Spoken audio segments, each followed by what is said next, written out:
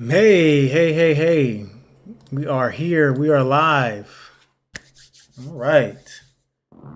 What's going on? Let's see here. You would think if I had a timer, I would have everything straight. But anywho, happy thriving Thursday, everybody. It's me, Charles Austin, the Human Diet Coach, giving you all the helpful tips to help you live a long, healthy life free from disease. And that's the most important thing here on this channel. Free from disease, right? You know, we have so many issues killing us every day, every year. So we want to make sure we're free from disease. So, as always, if you like this channel, which I'm sure you do, make sure you subscribe to the channel. Make sure you turn your notifications on so that you're always up to date with the latest content here. Subscribe and follow me on Facebook, Twitter, and Twitter X, whatever, and Instagram at Human Diet Coach. So, again, happy thriving Thursday. I like to get right to the point because if you've ever been on one of these streams, if you've ever watched one of my streams, you know it's getting close to dinner time. Fun fact about me. I fast about 12 to 14 hours every single day. So I have a clock on my eating window, and that eating window clock, I gotta make sure I get dinner in. Otherwise, that eating window goes out the window, if you will. So anyway, I like to try to keep my streams 30 minutes or less. So we're gonna go ahead and knock this thing out. So anyway, like I said a second ago, happy thriving Thursday, everybody. So tonight, we're gonna be tackling maybe one of the biggest lies in modern medicine, if you want to call it medicine, right? And this is that idea that family history, right, is a death sentence. Okay, everybody's said it before. Everybody has heard it before. My dad had high blood pressure, or my mom had high blood pressure, or my grandma was obese, or my mom had diabetes, or whatever it is. So I guess I will too. And this stuff just runs in my family, right? So we've heard that a lot. So I felt like this was a perfect topic for tonight's stream, just to kind of get rid of the myths. If you've never been on this channel before, you're going to hear a lot of stuff that contradicts what you may have learned in school, what you may have learned or seen on mainstream media and television. It's going to contradict a lot of stuff that your doctor said. But here's the good thing. I always bring my receipts. Okay, I don't make any statements without receipts. So one of the reasons I do that is because I want to make sure that my audience is always getting the best information that's been studied. But also for all the haters out there and all the detractors who like to say this and that and like to speak with opinions all the time, I come with my receipts. So, hey, if I come with my receipts, there's nothing for you to say. So anyway, as I said, tonight I'm bringing receipts from Harvard and the Center for Disease Control, among other places, to prove that literally you are the architect of your health, right? Not your DNA, okay? So you kind of got to look at it like your genes or your genetics or your DNA, however you want to look at it. They might be the bullets for the gun, right? Metaphorically speaking, but it's your lifestyle that may pull the trigger, metaphorically speaking, right? So the whole point here tonight is to make sure that we stop blaming our genetics. We stop just surviving with our genetics, and we start thriving through our life choices, right? So I got my handy. I got some notes. If you can kind of see it here. Oh, it blends in with me. I got some notes on paper. I got some notes, and I'll show y'all some receipts here in just a second. But this is the whole, like, again, this whole conversation is about my mom was big, or my dad had high blood pressure, or whatever. And because of that, that means I'm going to have it too, right? Is it nature? Is it nurture? Which one is the biggest predictor to our health, right? So I want to make sure give you all the information, because I'm going to go ahead and let you know that as the Human Diet Coach, as you can see all this wonderful human food right here behind me. What we got over here? We got some broccolini. We got some raspberries. Looks like we got like a tangerine. We got a banana, apple, grapes. Oh, look, we got like a lemon over here. Then we got a pineapple, strawberries, tomatoes, asparagus, carrots. What is this? Blackberries, apples. Looks like some cauliflower, some grapes. Anyway, what is my point in highlighting all of those foods, right? Well, I'm gonna let you know my stance right away. It's lifestyle. Lifestyle is the way. But I want to give you some of the data real quick. So one of the things, and I will define this one here as well. Okay.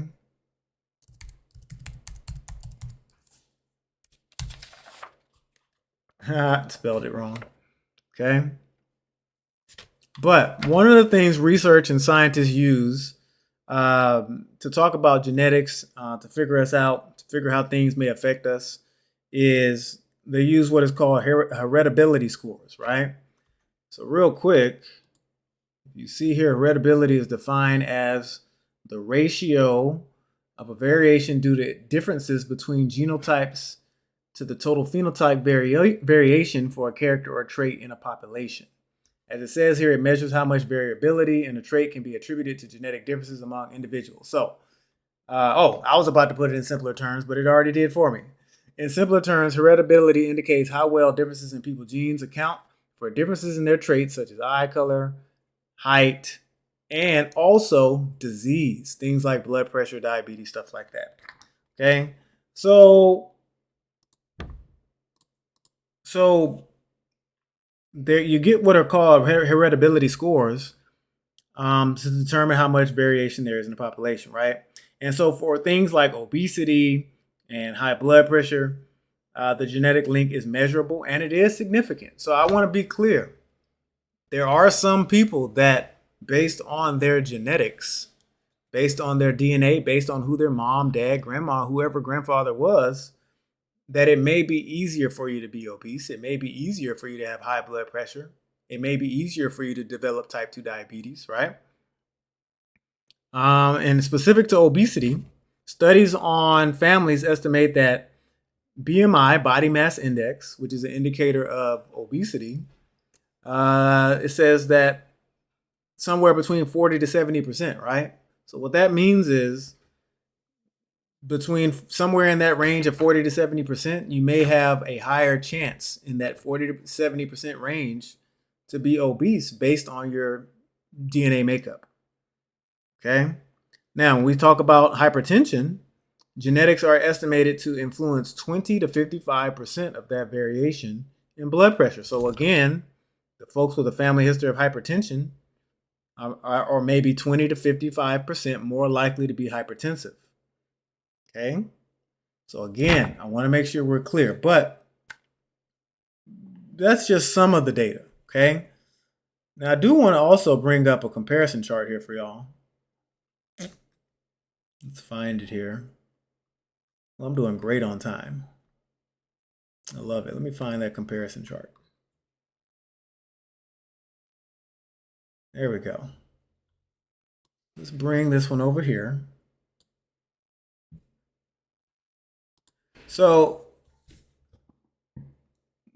use the wonderful tool that is artificial intelligence to help me pull out a little comparison chart. And before I get to all the good stuff, we're over here, the genetic part. So this is the part where we're talking about nature is the cause, aka your genetics is the cause. Okay. So the genetic blueprint, if we're talking about obesity, we talked about 40 to 70%, maybe 40 to 70% is related to the cards you were dealt with your DNA. Okay, hypertension. Okay, again, we just talked about that one. They don't have the stats on this specific one here. What do we say? 20 to 55%. Okay, so chronic disease in general is talking about just setting a basic floor and just say, hey, based on your genetics, you're going to have a higher chance. You may have a higher chance of developing any type of chronic disease based on family. So there is some data, and I have some more here for you. I'm going to pull it up. If I can find it, I'm scrolling quite a bit.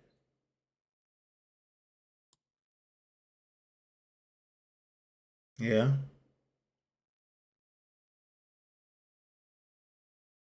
Okay.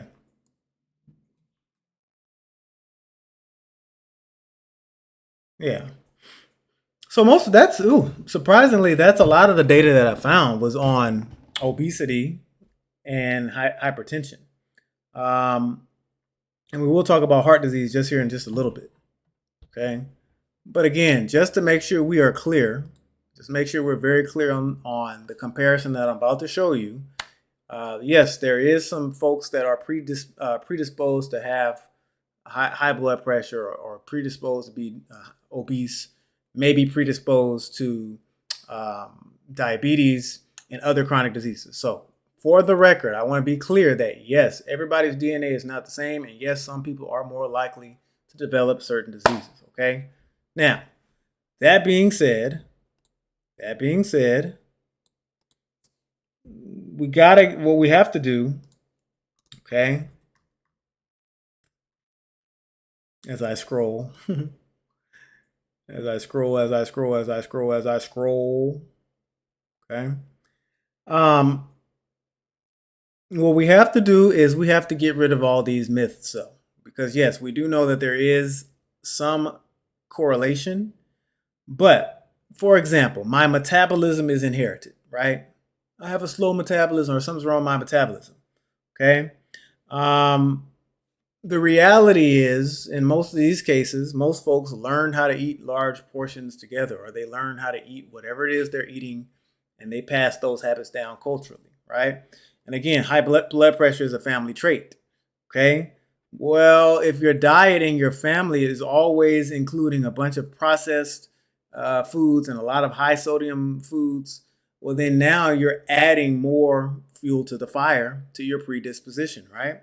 What about the one back in the day? We have big bones. Well, if your family culture likes to sit around and watch TV all day or watch sports all day or whatever it is, well, now you're not getting any exercise. You're not getting any activity. All right. Well, it's inevitable because of my age. I'm old. I'm just going to be this way. Well, the habits do compound over decades. So this is where we start getting into that conversation about habits. Okay. So I want you to think about if you were to look at your own kitchen, if you were to look at your own kitchen right now, right? And then think about the kitchen that you grew up with. Okay? Think about if you can think about the pantry, if you can think about the kitchen, if you can think about the cupboard, the cabinets, and the refrigerator. Think about what was in there. Okay? Was it a lot of high fat, high sodium, high cholesterol things? And then go look in your own kitchen.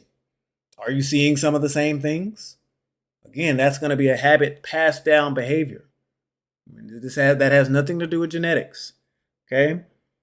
Another question: did you go out on walks after dinner? Okay, that's another question, right? Is that something that you remember regularly doing growing up? Do you regularly remember saying, "Hey, after we get done eating, let's go move around a little bit. Let's aid our digestion a little bit." Okay. And so again, you have to compare: are the things that you're doing today, right? If you're listening to this video, you came in at the right time. Okay. Are the things that you're doing today the same things that you did growing up? Okay.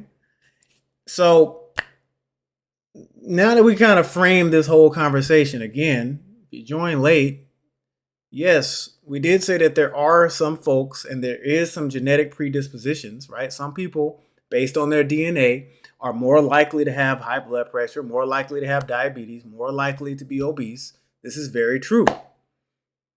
But let's see what the science and the data and the receipts, like I said, say.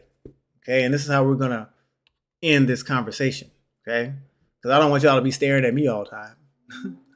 Okay, so here's the first thing. Here's the first one. Okay, so what we have is American Heart Association journals, and as you can see, we have MD, PhD, MD, PhD, PhD, PhD, MD, PhD. I go on and I go on and I go on. So these are the people that's reviewing this information and checking it for its authenticity, right?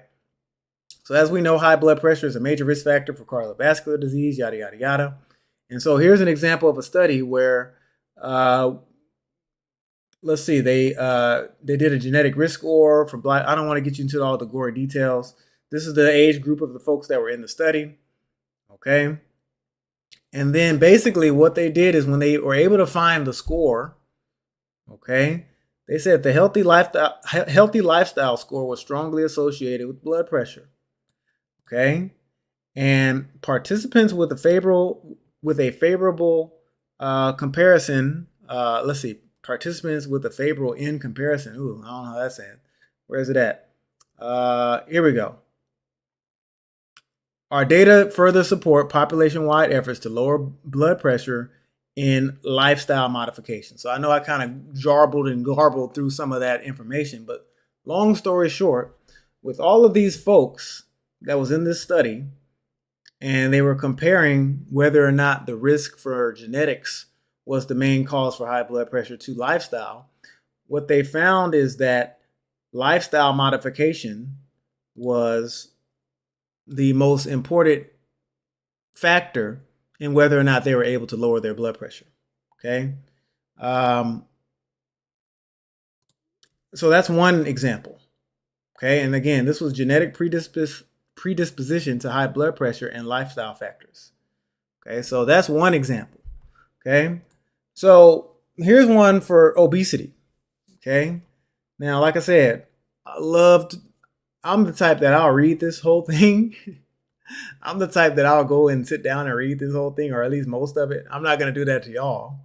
Okay. But as we scroll, you can see, let's see, this was a study on, yes, association of genetic risk, lifestyle, and their interaction with obesity and obesity. So basically, again, you're studying the same thing. What role does genetics play versus lifestyle with obesity? And so what we're going to do is we're going to jump right to the conclusion just to save time. So again, this is, what journal is this, y'all? Cellular Metabolism. Okay. Where is it at? Where is it? Conclusions. All right, here we go. So the conclusion of this. So again, this study is about, is lifestyle or genetics more important with determining whether or not you're going to be obese? Okay, so we're trying to get rid of these excuses and realize that there's things you can do to change your health. High genetic risk and obesity lifestyle were independently and jointly associated with a high risk of obesity, yada, yada, yada. Furthermore, adherence to a healthy lifestyle that are conducive for weight loss mitigates the risk of obesity-related morbidities genetically predisposed individuals. So what does that mean? All that is saying is that even if you are predisposed, even if your DNA says you're going to be larger, your lifestyle mitigates the risk. Your lifestyle mitigates the risk. That means your lifestyle is going to reduce that risk. That means you can lose the weight. That means you can maintain a healthy weight by practicing a healthy lifestyle. You may have to work a little harder. That's absolutely correct. But that doesn't mean it's impossible. Okay. Here we go. Now, this was on a specific group. Okay.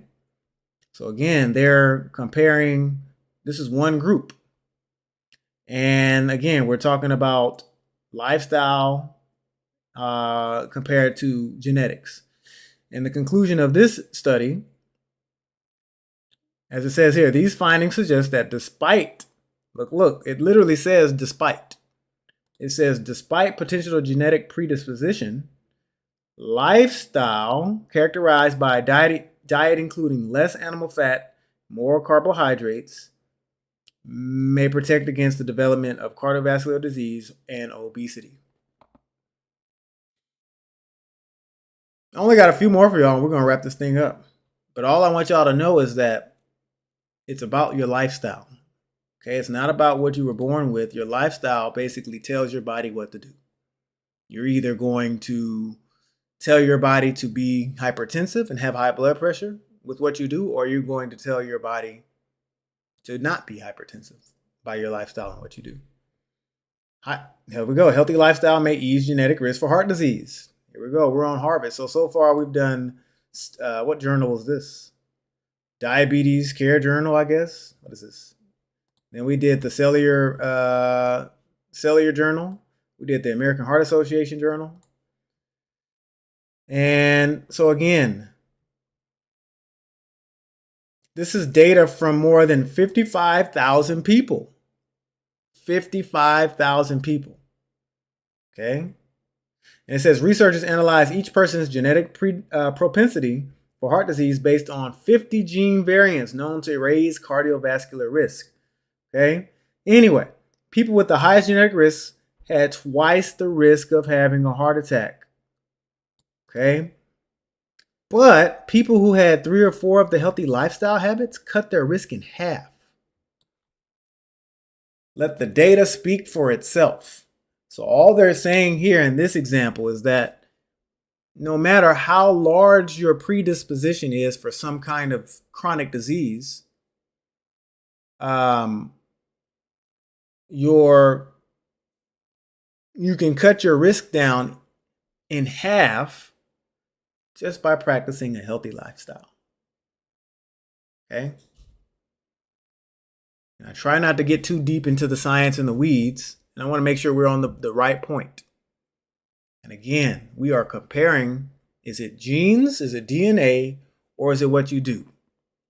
Is it the DNA or is it the cheeseburger? Hold up.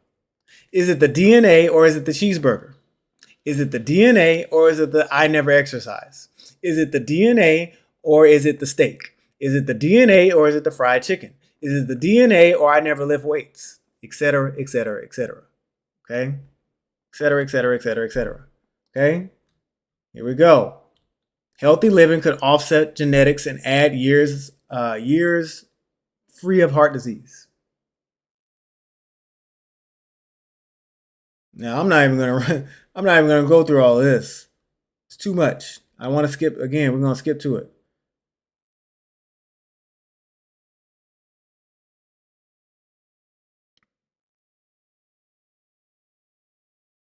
Yes, here we go.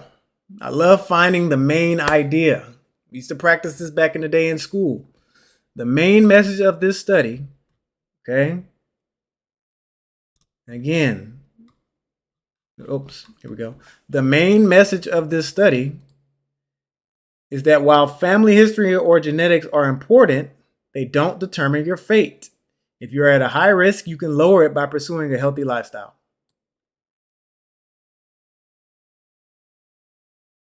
Look, likewise, if you are at a lower risk, you can worsen your situation by not controlling your lifestyle. So the data is clear on this. The data is clear. Whether you are at high risk or low risk, depending on what you do each day, what you put in your mouth, how often you move, the data is clear. It's not about the DNA. That's an excuse. It's not about the DNA. That's an excuse. Okay? And lastly, DNA is not destiny. Okay? DNA is not destiny. So again, we're talking about sources coming from the New England Journal of Medicine, the American Heart Association, and this is actually published by Harvard Medical School. Okay, I love this image. Look at the image. I mean, this image is so telling. The imagery is a huge thing. Okay, we have so many people out here pushing things like carnivore diet. Okay. You got so many people out here pushing stuff like eat all this meat. And there's nothing human about a carnivore diet. Even when you say the word doesn't even make sense, carnivore. But anyway, I'm not here for that. But my point is, look at the image. On this image, we have grapes. It looks like we have chickpeas. Looks like we have a walnut. Tomatillo, maybe. I'm not sure. This looks like some type of grain. I'm not sure what's going on over here, but we got a tomato, onion. The point is they got a picture of a heart. Next to that, they have some exercise equipment, some gym shoes, and they're saying DNA is not destiny. So the point of this image, we don't even need to go through the article, which I will real quick. But the point of this image is just to tell you that you eat the right foods and you move, and you can tell your DNA what to do. As it says here, lifestyle can counter genetic heart disease risk. Okay, so again, the basic message of our study is that DNA is not destiny. Many individuals, both physicians and members of the general public, have looked at genetic risk as unavoidable, but for heart attack, that does not appear to be the case. So look, 55,000 participants. Let's see. And they followed the participants for 20 years. Okay. Let's see. There we go. Our findings indicate that following a healthy lifestyle can powerfully reduce genetic risk. I think we're done, folks. I think we're done. I don't need to give you anything else. So, I want to challenge.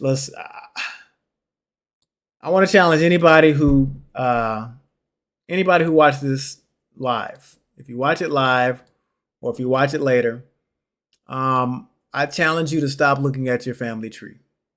Okay, stop blaming mom. Stop blaming your DNA.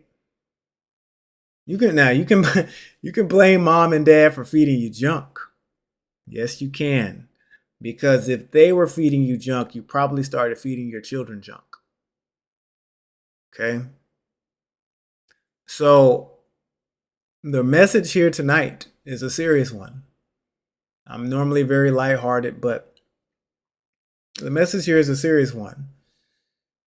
If you know you're obese, if you know you have high blood pressure, if you know you are at risk for type 2 diabetes, any of these chronic diseases that are common, check your kitchen. Do you have human food?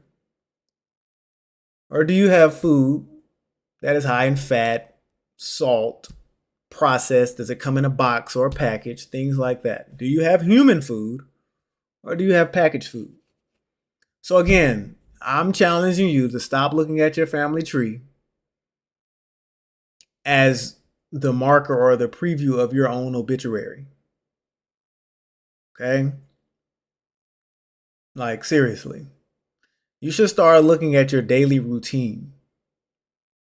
Is there a lot of sugar in your coffee every morning? Do you microwave everything? Does your food come out of a box? Or do you cook your food? One of the most annoying things, and I got to be totally honest about this, one of the most annoying things about eating a natural human diet is you got to cook everything. I have 3 children, and sometimes I don't feel like cooking. You know, my wife and I, sometimes I'm just like, I don't feel like doing this. But because of the value of eating real food, you have to pull yourself up. You have to get yourself up off the couch, pull yourself out of the bed, whatever it may be. And you got to handle that business. Okay? So, challenge for you, change one family tradition. Swap a soda for water. All right? Swap a piece of meat for some beans. Drink some black coffee, whatever it is, whatever you've been doing, change one thing. Okay?